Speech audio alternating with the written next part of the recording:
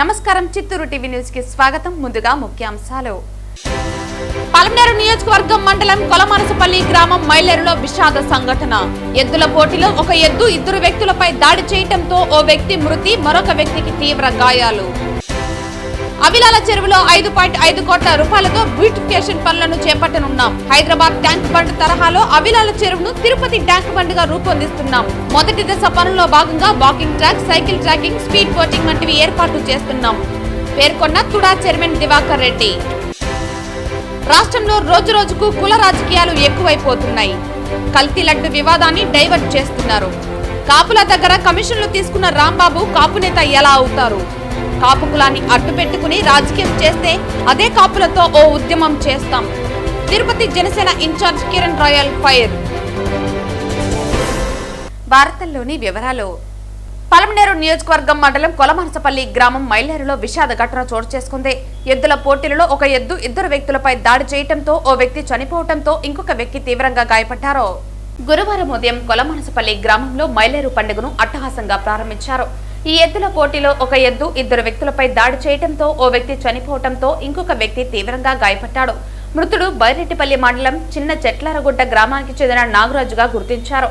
స్థానికుల సహాయంతో ఇద్దరిని హుటాహుటిన పలమనేరు ఏరియా ఆసుపత్రికి తరలించగా నాగరాజు మృతి చెందాడని వైద్యులు ధృవీకరించారు. ఇంకొకరికి వైద్యం చేస్తున్నారు. సమాచారం అందుకున్న పలమనేరు పోలీసులు సంఘటనా స్థలానికి చేరుకుని పరిస్థితిని సమీక్షిస్తున్నారు. అధికారికంగా జల్లికట్టు మైలేరు పండుగలు నిర్వహించకూడదని పోలీసులు చెబుతున్నా కొంతమంది పెడచవన పెట్టి ఇలాంటి ఘటనలకు పాల్పడుతున్నారని, అలాంటి వారిపై కేసులు నమోదు చేస్తామని తెలిపారు.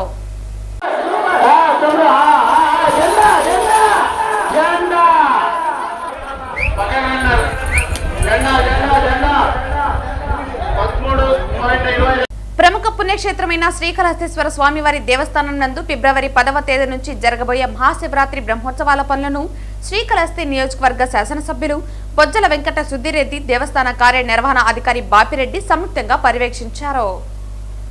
ప్రముఖ పుణ్యక్షేత్రమైన శ్రీకాళహస్తీశ్వర స్వామివారి దేవస్థానం నందు ఫిబ్రవరి 10వ తేదీ నుంచి జరగబోయే మహాశివరాత్రి బ్రహ్మోత్సవాల పనులను శ్రీకాళహస్తి నియోజకవర్గ శాసనసభ్యులు బొజ్జల వెంకట సుద్దిరెడ్డి, దేవస్థాన కార్యనిర్వహణ అధికారి బాపిరెడ్డి సంయుక్తంగా పర్యవేక్షించి భక్తులు వచ్చే క్యూ లైన్లను, విద్యుత్ దీపాలంకరణ పనులను, పెయింటింగ్ పనులను పరిశీలించారు.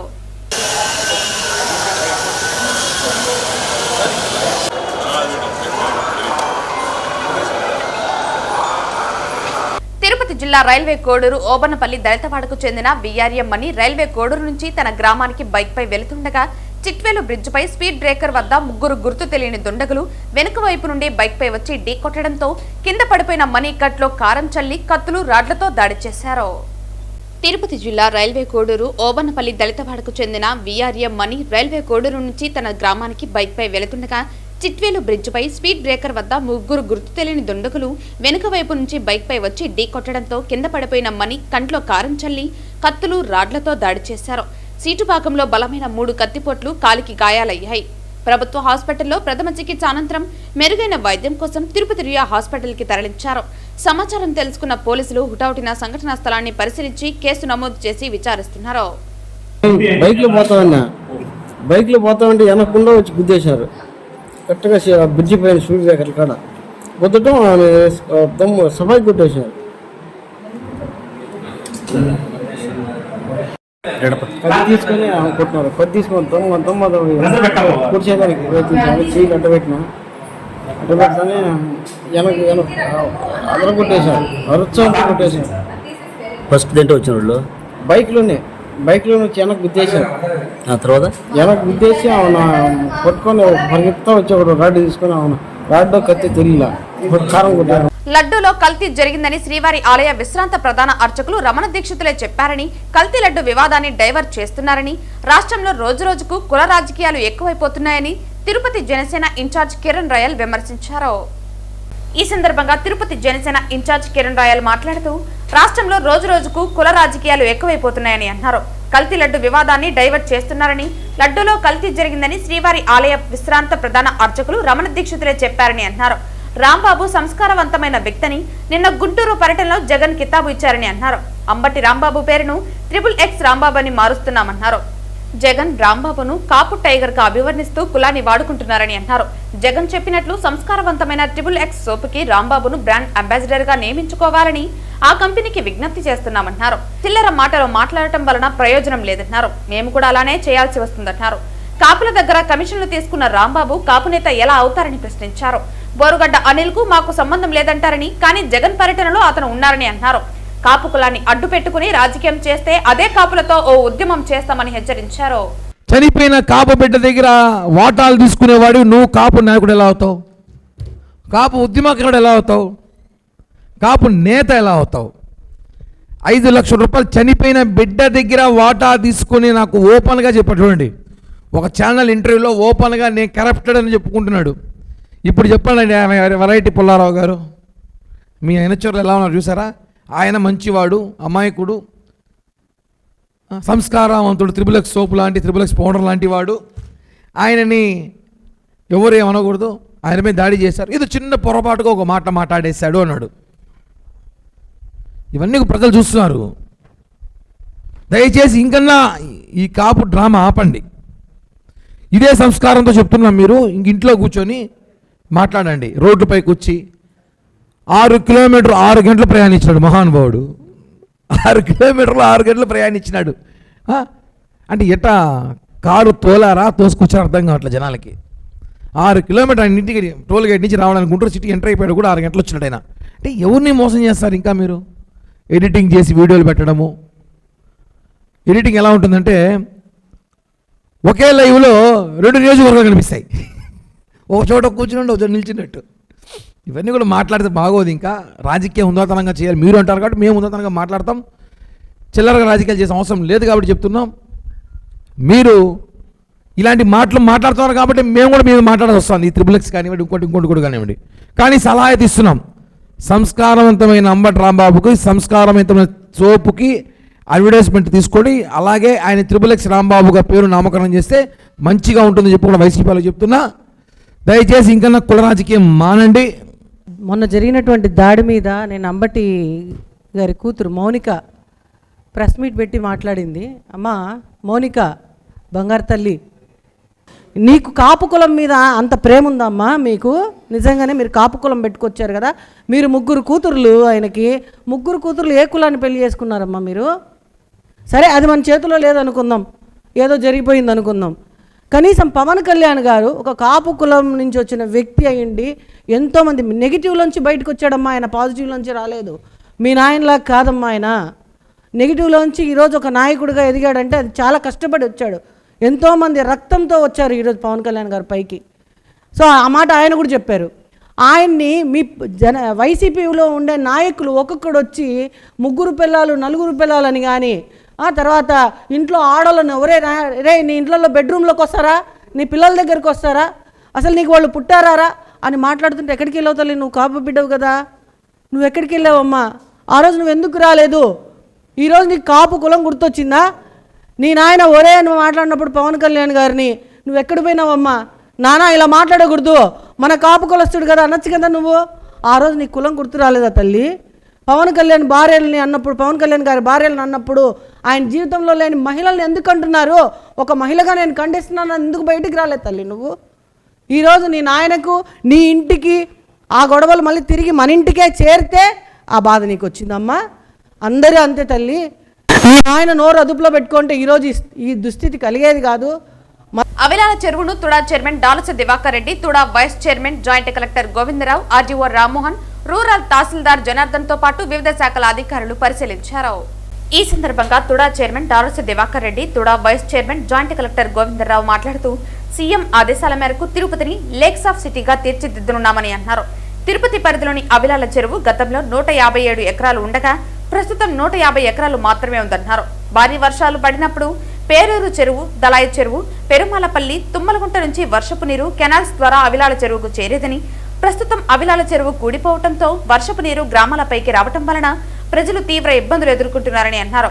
అవిలాల చెరువులో 5.5 కోట్ల రూపాయలతో బ్యూటిఫికేషన్ పనులను చేపట్టనున్నామని అన్నారు. హైదరాబాద్ ట్యాంక్ బండ్ తరహాలో అవిలాల చెరువును తిరుపతి ట్యాంక్ బండ్ గా రూపొందిస్తున్నామని అన్నారు. మొదటి దశ పనుల్లో భాగంగా walking track, cycle tracking, speed boating వంటివి ఏర్పాటు చేస్తున్నట్లు తెలిపారు.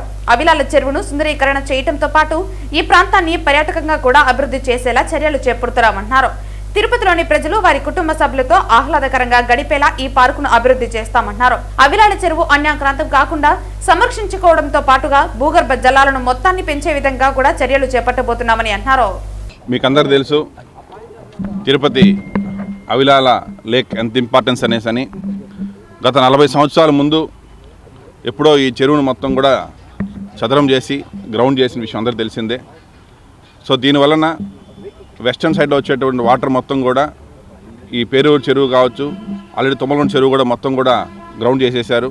సో కాబట్టి ఈ పైన ఉన్నటువంటి పేరూరు చెరువు, దళాయి చెరువు అన్ని నిండిన తర్వాత వచ్చే వాటర్ అంతా కూడా తిరుపతికి వచ్చేసి తిరుపతి ఫ్లడ్స్ ఎక్కువ వచ్చినప్పుడల్లా కూడా తిరుపతి ఎక్కువ డ్యామేజ్ జరుగుతుంది. 4 years బ్యాక్ వచ్చిన ఫ్లడ్స్లో సుమారు 10 నుంచి 15 రోజులు ఎవరు కూడా ఇంట్లో నుంచి బయట రాలేని పరిస్థితుల్లో వాటర్ మొత్తం కూడా వచ్చి తిరుపతి మొత్తం డ్యామేజ్ చేసింది.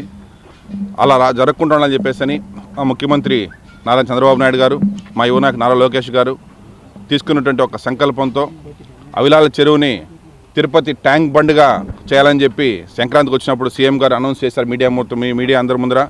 సో అందులో భాగంగా ఈరోజు కొత్తగా వచ్చేటువంటి JC and TUDA vice chairman, RDO garu, rural MRO garu, TUDA అధికారులు, రెవెన్యూ అధికారులు, ఏడీ సర్వేస్ అందరితో వచ్చి ఒకసారి ఇన్స్పెక్ట్ చేయడం జరిగింది.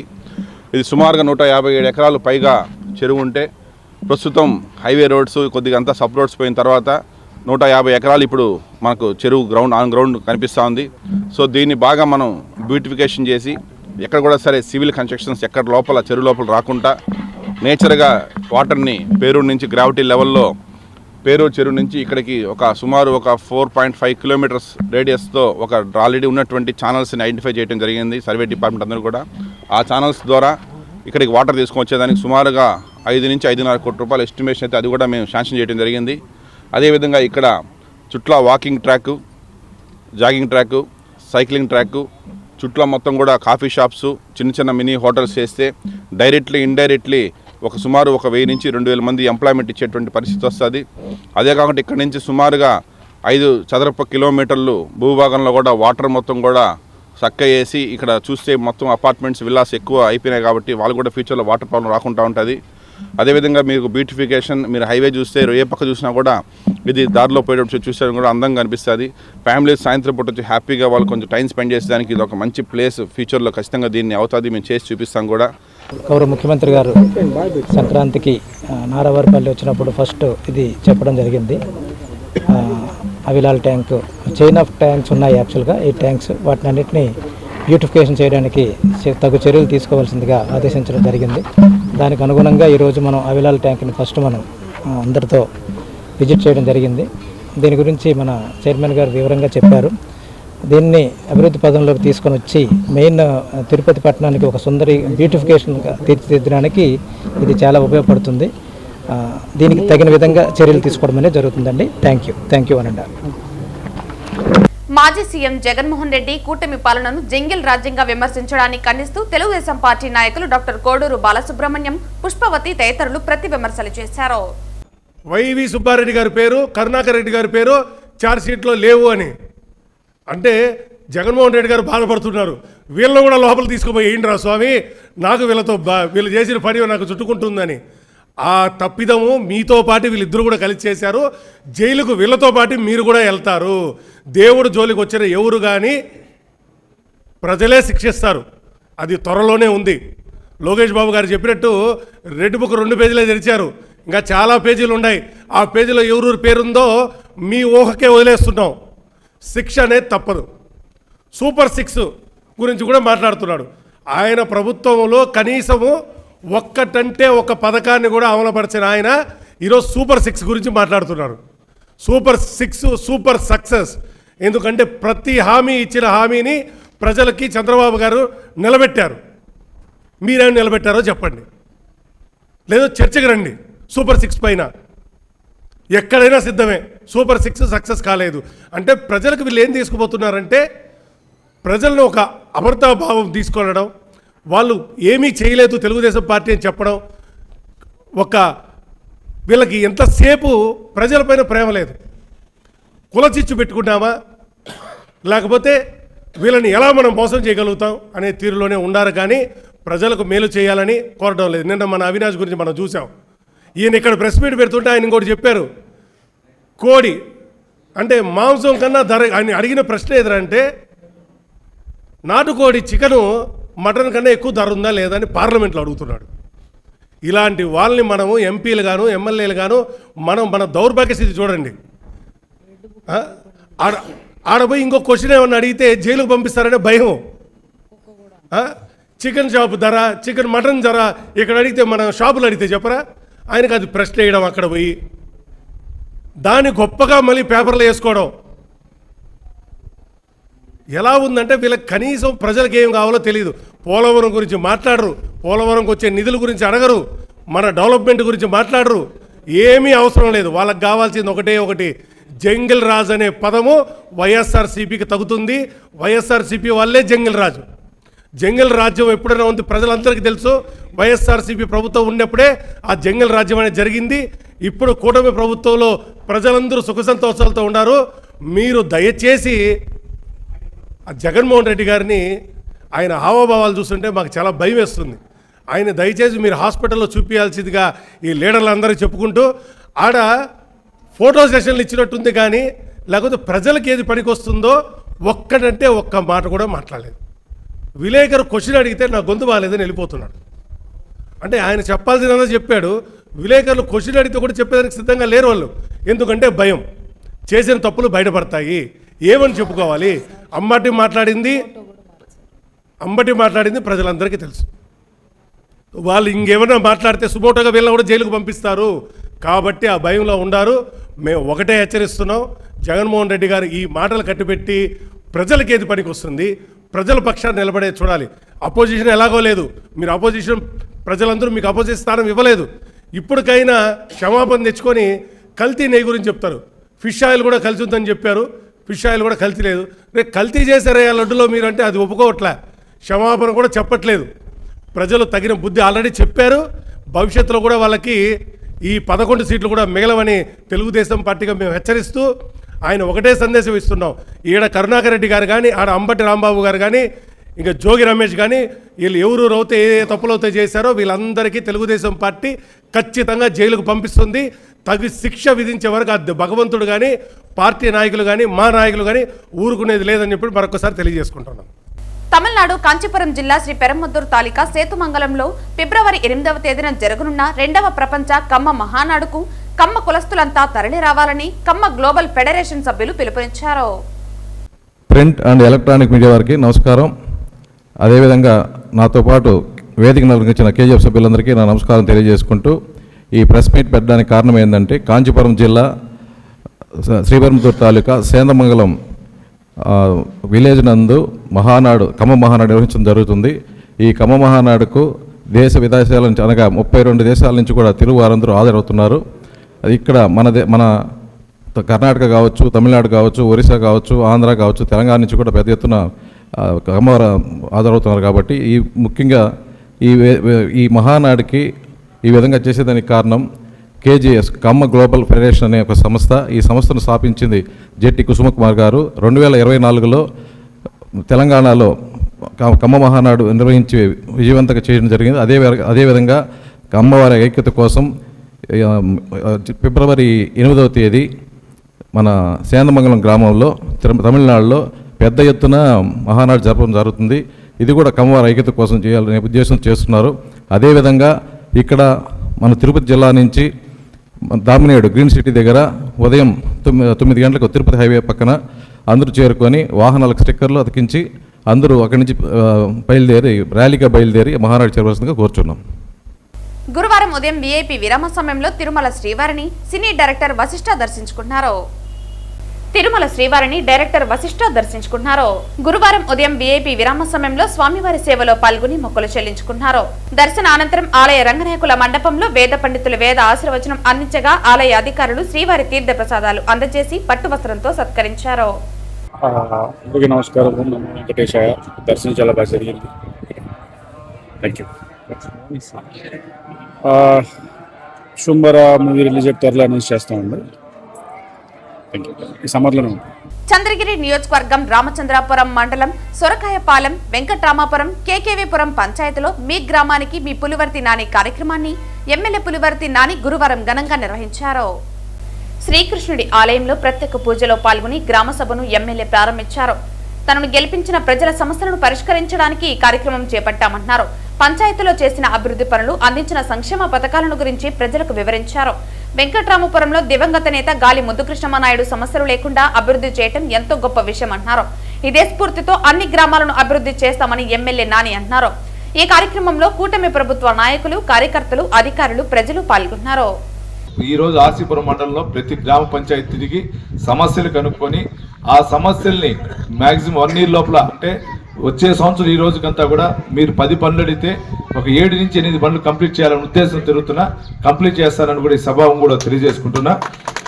అదేవిధంగా ఈ గ్రామానికి సంబంధించి మనం CMRF సుమారు 6 మందికి గాను 10,74,000 రూపాయలు ఇవ్వడం జరిగింది.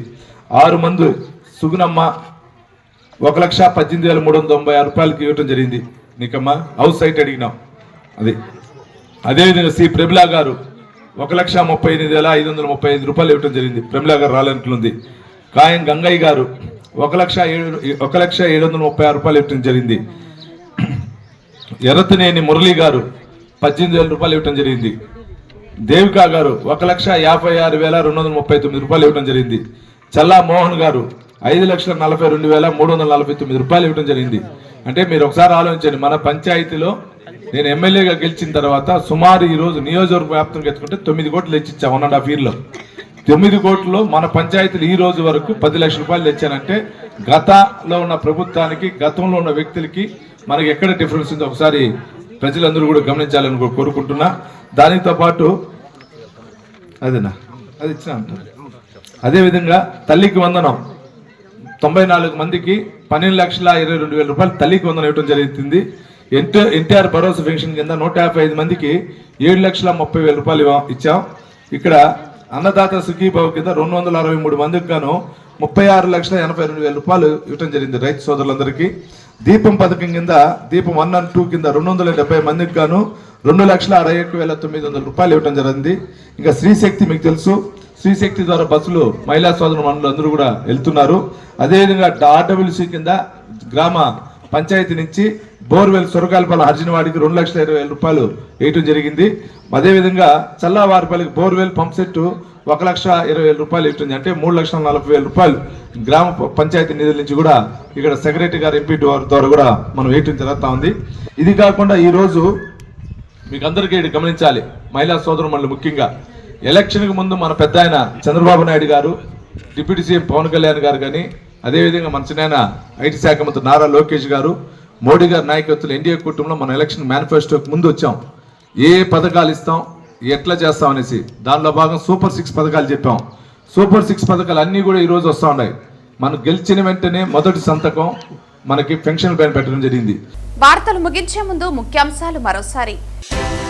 పలమనేరు నియోజకవర్గం మండలం కొలమనసపల్లి గ్రామం మైలేరులో విషాద సంఘటన. ఎద్దుల పోటీలో ఒక ఎద్దు 2 వ్యక్తులపై దాడి చేయడంతో ఓ వ్యక్తి మృతి, మరొక వ్యక్తికి తీవ్ర గాయాలు. అవిలాల చెరువులో 5.5 కోట్ల రూపాయలతో బ్యూటిఫికేషన్ పనులను చేపట్టనున్నాం. హైదరాబాద్ ట్యాంక్ బండ్ తరహాలో అవిలాల చెరువును తిరుపతి ట్యాంక్ బండ్ గా రూపొందిస్తున్నాం. మొదటి దశ పనుల్లో భాగంగా walking track, cycle tracking, speed boating వంటివి ఏర్పాటు చేస్తున్నాం పేర్కొన్న తుడా చైర్మన్ దివాకర్ రెడ్డి. రాష్ట్రంలో రోజురోజుకు కుల రాజకీయాలు ఎక్కువైపోతున్నాయి. కల్తీ లడ్డు వివాదాన్ని డైవర్ట్ చేస్తున్నారు. కాపుల దగ్గర కమిషన్లు తీసుకున్న రాంబాబు కాపు నేత ఎలా అవుతారు? కాపు కులాన్ని అడ్డు పెట్టుకుని రాజకీయం చేస్తే అదే కాపులతో ఓ ఉద్యమం చేస్తాం. Tirupati Janasena in-charge Kiran Royal fire. ఈ వార్తలు ఇంతటితో సమాప్తం. తిరిగి వార్తల్లో మళ్ళీ కలుద్దాం. అంతవరకు సెలవు. నమస్కారం.